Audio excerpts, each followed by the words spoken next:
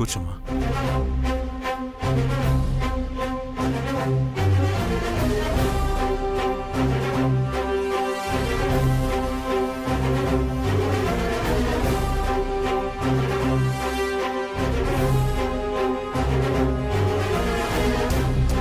తినమ్మా.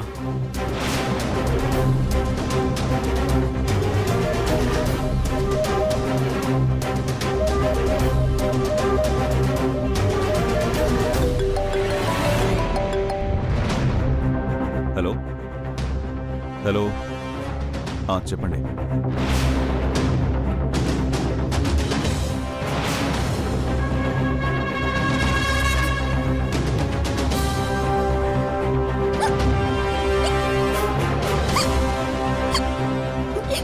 అయ్యో మంచినీళ్ళు నీళ్ళు పెట్టడం మర్చిపోయానమ్మా, తీసుకొస్తాను.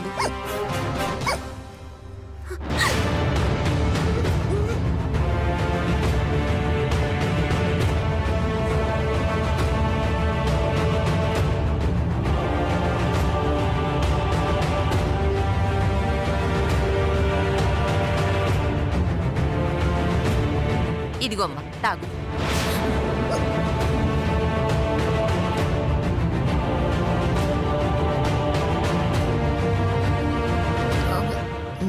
నానమ్మా, నువ్వేం అనుకోనంటే ఒక చిన్న మాట చెప్పమ్మా. మా బావకి అన్నం తినగానే స్వీట్ తినే అలవాటు ఉంది. మీ ఇంట్లో స్వీట్ గానే ఉంది అటి. 2 కిలోల స్వీట్లు ఉన్నాయమ్మా. కాకపోతే స్వీట్లు నేనిచ్చానని మాత్రం వీరనారాయణకి చెప్పొద్దు. వచ్చేటప్పుడు మీరే కొనుక్కొచ్చారని చెప్పండి. అలాగే అలాగే, వెళ్ళి అటుకొచ్చేయండి. అలాగే ఉండనమ్మా, తెస్తాను. బావా,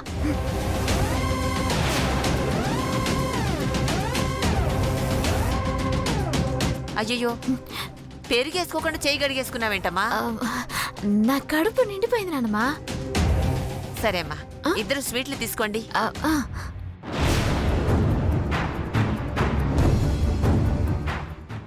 థ్యాంక్ యూ. నేను కూడా ఒక స్వీట్ తీసుకుంటానే. నానమ్మా, ఒక్కటి మాత్రమే తీసుకో, లేదంటే బాబాయ్ చెప్పేస్తాను. వద్దమ్మా, ఒక్కటంటే ఒక్కటే తీసుకుంటాను.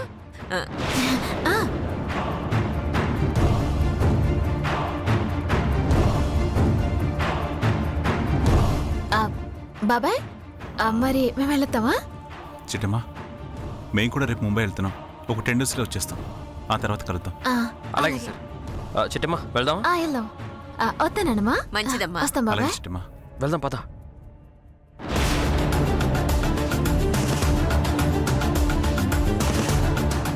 ఈరోజు చిట్టమ్మ చేతి వంట రుచి చూడాలని ఉంది కాబోలు.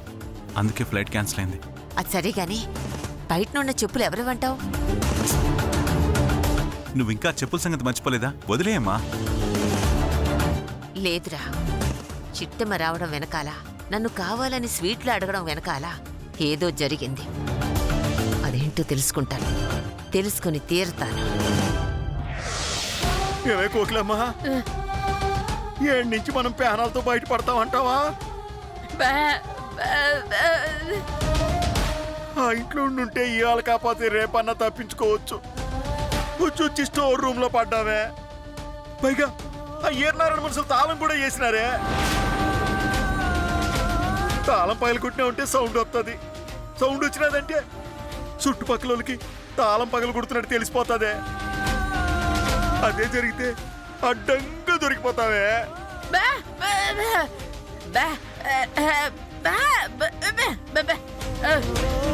అవునే, మన సిట్టం మీద ఒకటి చేసి మన పేనాలు కాపాడుతుందే. అమ్మా, నాన్నా, నాన్నా, అమ్మా, అమ్మా,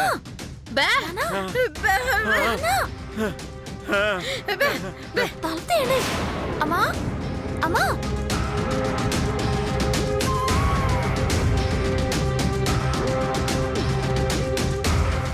అమ్మ సిట్టే, గట్టిగా అరువుతున్నా. పొరపాటున ఎవరైనా విన్నారంటే ఎంత ఇక్కడికి వచ్చేస్తారు.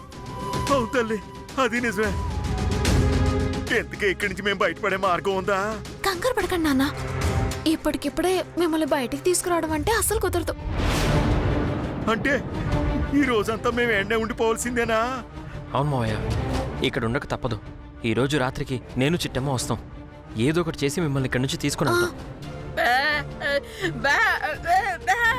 అమ్మా, ఆ తాళం కాదు.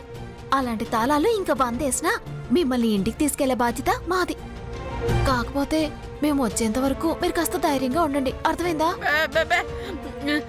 ఎప్పుడు తిన్నారో ఏంటో, ఇదిగోండి మీకోసం అన్నం తీసుకొచ్చాను, తినండి.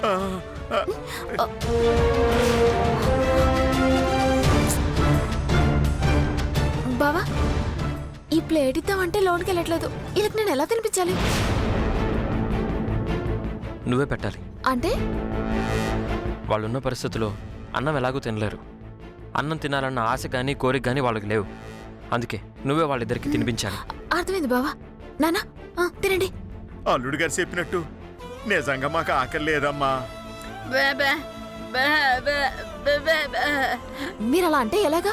కాస్త ఎంగిలి పడండి, లేదంటే రాత్రి వరకు మీకు నీరసం వచ్చేస్తుంది. తినండి. వద్దని చెప్తాను కదా తల్లి. ఇదిగో, మీరు తినకపోతే నేను కూడా తిన్నాను. సర్లే అమ్మా, ఎట్టు. దా.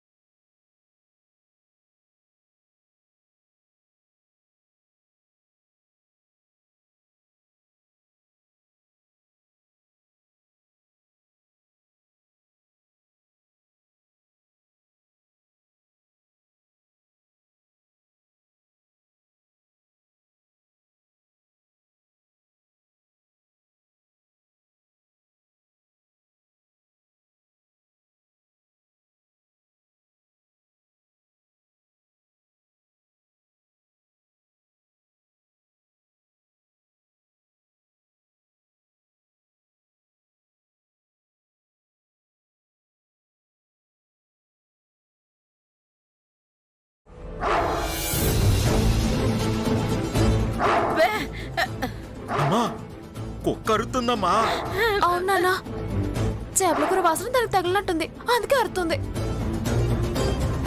కాచిట్టమ్మ, ఇక్కడికి ఎవరో అపరిచితులు వచ్చారని ఇంట్లో వాళ్ళని అలర్ట్ చేస్తుంది. ఏయ్, ఏంటి అలా అరుస్తున్నావు? రేయ్, ఎవరు వచ్చినట్టున్నారా? అందుకే అరుస్తుంది. గేటు దాటి ఎవరు వస్తారా? ఎవడో దొంగ ఉంటాడు, దూరంలోకి వెళ్ళి ఉంటాడు. వెళ్దాం పదా. వెళ్దాం. మనం ఇక్కడ ఎక్కువసేపు ఉండడం మంచిది కాదు. త్వరగా వెళ్దాం పద. రా వెళ్దాం. బావా, కొంచెం అన్నం మిగిలిపోయింది కదా. చాలే అమ్మా. వెళ్ళిపోదాం పద.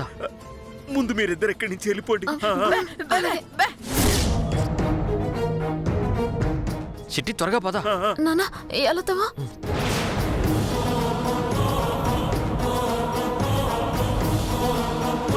నాన్నా, చిట్టమ్మ, బాబాయ్ మనుషులు ఇటే వస్తున్నారు. త్వరగా రా, అటు వెళ్దాం.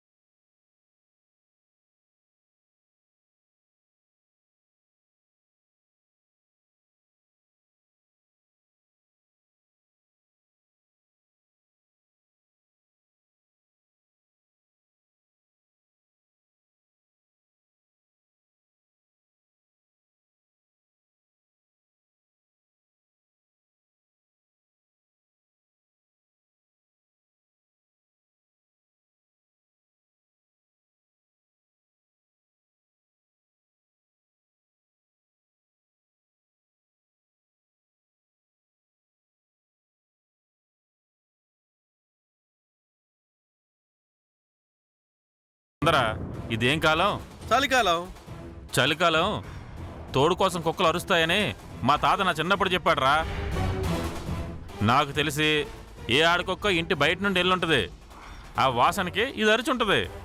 లేదురా, ఆ అరుపు ఆడకుక్క కోసం అరచటం లేదురా, ఇక్కడ ఎవరో ఉంటే అరిచినట్టుగా ఉందిరా. ఏయ్, నీకు ప్రతిదీ అనుమానమేరా ఆ పెద్దవాళ్ళలాగా. సరే సరే, నేను వెళ్తున్నా, నువ్వు వెతుక్కో.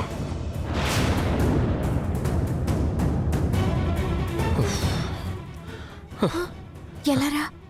వెళ్దాం పద. బావా, ఇక్కడ నుంచి అర్జెంట్గా వెళ్ళిపోదా. పదా.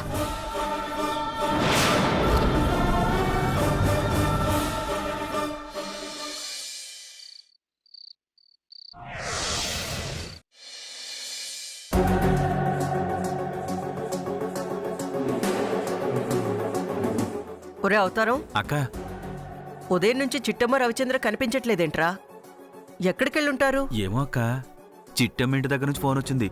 ఇక అంతే, వెంటనే కంగారుకి వెళ్ళిపోయారు. ఎక్కడికెళ్ళారంటావు? అదే నాకు అర్థం కావట్లేదక్క. చిట్టమ్మ కంగారు చూస్తే మాత్రం వాళ్ళ అమ్మ నాన్నకి ఏదో అయిందని అనుమానం వస్తుంది. అలాగే ఏమైనా జరుగుంటే రవిచంద్ర మనకి ఫోన్ చేసి చెప్పేవాడు కదా. అది నిజమేనక్క. కాకపోతే ఈ మధ్య అల్లుడు చాలా మారిపోయాడు కదా. వాళ్ళ ఆవిడ తానా అంటే ఈడు తందానా అంటున్నాడు. ఖచ్చితంగా చిట్టమ్మేదో ప్రమాదంలో ఇరుక్కొనుండుంటుంది. అందుకే తిరిగి రావడానికి ఇంత ఆలస్యం అవుతుంది.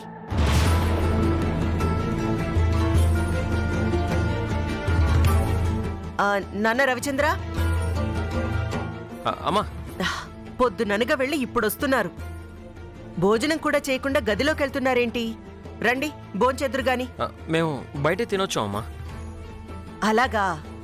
ఇంతకీ ఎక్కడికెళ్ళారు నాన్న? అదే వీరనారాయణ గారింటికి.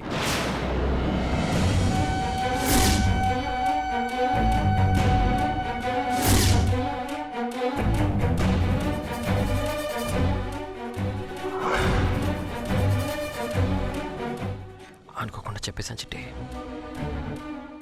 ఏంటన్నా, వీరనారాయణ ఇంటికి వెళ్ళావా? వీరేంద్ర వీరేంద్ర అని నా ఫ్రెండ్ ఉన్నాడు కదమ్మా, వాడింటికి వెళ్ళొచ్చాం. లేదు, వీడు ముందు చెప్పింది నిజం, ఇప్పుడు చెప్తుంది అబద్ధం. ఓ అలాగా. వాళ్ళ ఇంట్లో స్పెషల్స్ ఏం చేశారు? చేస్తారు, చావల పులుసు పెట్టారత్తా. ఎందుకు? అదేంట్రా, మీ ఫ్రెండ్ వీరేంద్ర వాళ్ళు బ్రాహ్మిన్స్ కదా, వాళ్ళు చేపల కూర చేయడం ఏంటి? నన్ను ఇరికించేసు, ఏదోటి కవర్ చేయి. మరి లేకపోతే ఇంకేడత్తా? ఇలా ఫ్రెండ్ వాళ్ళు బాపన వాళ్ళని తెలుసు కూడా వాళ్ళు ఏం వంటలు చేస్తారని అడుగుతారేటి? అందుకే అలా చెప్పాను. నిజానికి వాళ్ళు పప్పు, సాంబారు, గుత్తి వంకాయ కూర చేశారు. ఆ వంటలన్నీ కడుపు నిండా తినేస్తున్నాము. నాకు తెలుసు చిట్టి, మీరిద్దరూ ఖచ్చితంగా ఆ వీరేంద్రింటికి వెళ్ళలేదు, ఇంకెక్కడికో వెళ్ళారు. అదేంటో తెలుసుకుంటాను, ఆ తర్వాత మీ సంగతి చెప్తాను. సర్లే నాన్న, ఇప్పటికే పొద్దుపోయింది, వెళ్ళి పడుకోండి. ఓకే అమ్మా, గుడ్ నైట్. అలాగే, మీరు వెళ్ళి పడుకోండి.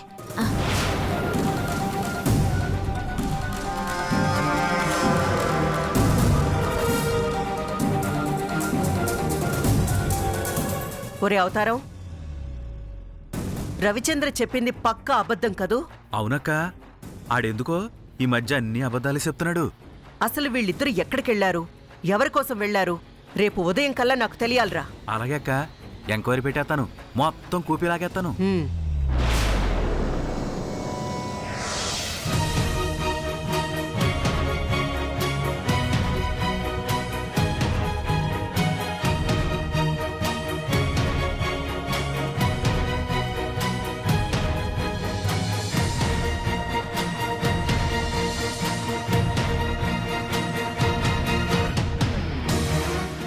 సెల్లి, ఏటి ఇంకా పడుకోలేదా?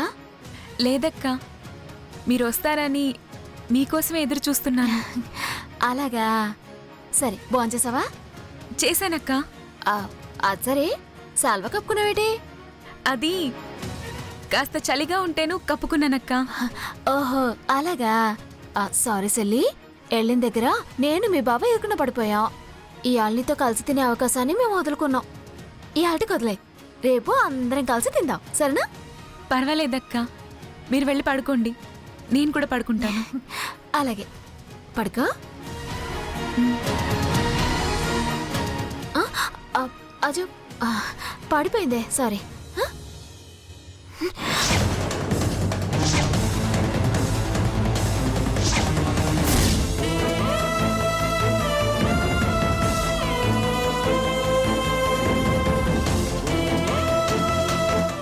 సిల్లి, ఏమైంది? ఏంటిది ఈ వాతలేంటి? ఇవి వాతలు కాదక్కా, దోమలు కుడుతుంటేను వాటిని చంపపోయి నన్ను నేను కొట్టుకున్నాను. లేదు, నువ్వు అబద్ధం చెప్తున్నావు. ఇవి దోమల్ని చంపడానికి కొట్టిన దెబ్బలు కాదు. ఎవరు నిన్ను కొట్టిన దెబ్బలు చెప్పు. నిన్నెవరు కొట్టారు? నన్నెవరు కొట్టలేదక్కా. లతా, ఈ ఇంట్లో నిన్ను కొట్టే దమ్ము ధైర్యం ఒక్కరికే ఉంది. అది కాంతమ్మతకి మాత్రమే. ఆవిడ నిన్ను కొట్టిందని నాకు బాగా తెలుసు. ఇప్పుడే వెళ్ళి ఆవిడ సంగతి ఎడతాను. వద్దక్కా, కాంతమ్మత నన్ను కొట్టలేదు. అమ్మ కొట్టలేదని చెప్పావంటే ఇంకెవరో కొట్టారని అర్థం. నువ్వెవరికి భయపడాల్సిన అవసరం లేదు. నిజం చెప్పు, నిన్నెవరు కొట్టారు? అంటే అది మీరిద్దరూ ఇంట్లో నుంచి బయటకెళ్ళిన తర్వాత కాంతమ్మ గారు, ఆదిలక్ష్మి గారు, గురునాథం గారు నా దగ్గరకు వచ్చారు. అప్పుడు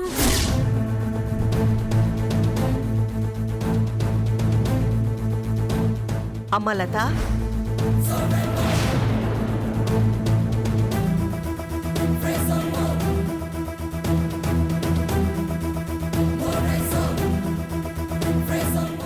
అమ్మ లత, పాపం అన్నీ అనుకున్నట్టు జరుగుంటే ఈ పాటికి నువ్వు దుబాయ్లో ఉండేదానివి. ఎంచక్క ఫారెన్లో ఎంజాయ్ చేసేదానివి. ఇలా వీల్ చైర్లో ఉండడం చూస్తుంటే నా గుండె తరుక్కుపోతుందమ్మా. అవునమ్మా, లత మీద ఎన్నో ఆశలు పెట్టుకున్నాను. దాని గురించి ఎన్నో ప్లానింగులు చేశాను. అవన్నీ సర్వనాశనం అయిపోయాయి. లత మీద ఆశ పెట్టుకోవడం ఏంటే? అదేనమ్మా, లతని యానాన్ని తీసుకెళ్ళి. నువ్వు నోర్మీరా. అదేంటండి, మా పెద్దనాన్నని పట్టుకుని అరే ఉరే అంటున్నారు?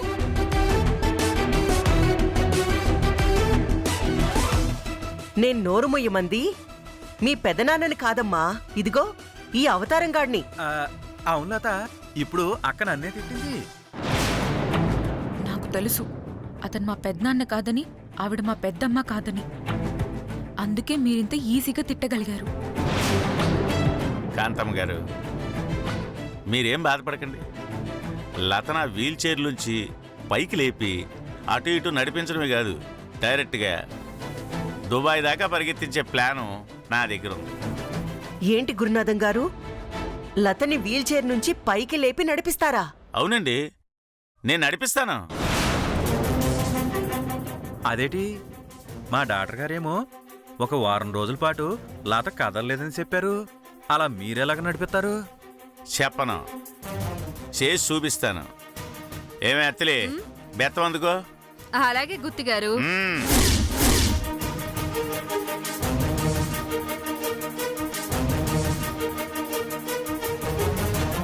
ఇది అత్తిలి అమ్మవారిని పూజించిన బెత్తం అన్నమాట. ఇలా కాలుపోయినోళ్ళకి, నడుములు పనిచేయనోళ్ళకి ఇది బ్రహ్మాస్త్రంలా పనిచేస్తుంది. ఈ బెత్తం బ్రహ్మాస్త్రంలా పనిచేయడం ఏంటి? మీకు అనుమానంగా ఉంది? ఒకే ఒక్క నిమిషంలో ఈ బెత్తం ఎలా పనిచేస్తుందో చూపిస్తాను చూడండి. ఈ బెత్తంతో ఎలా చూపించేస్తావే? మరి అక్కడే ఉంది అసలు కిటుకు. ఈ బెత్తంతో లత కాళ్ళ మీద 4 బాదులు బాదాననుకో, ఆ నొప్పులు తట్టుకోలేక అయ్యో బాబోయ్ అంటూ అరిచి ఆ వీల్ చైర్ మించి లేచి ఇల్లంతా పరిగెడుతుంది. అది అత్తిరి బెత్తం గారి బ్రహ్మాస్త్రం. బ్రహ్మాండమైన ఐడియా వేశావురా. ఇంకెందుకు ఆలస్యం, ఆ బెత్తంతో బడిత పూజ మొదలుపెట్టు. అలాగే అలాగే.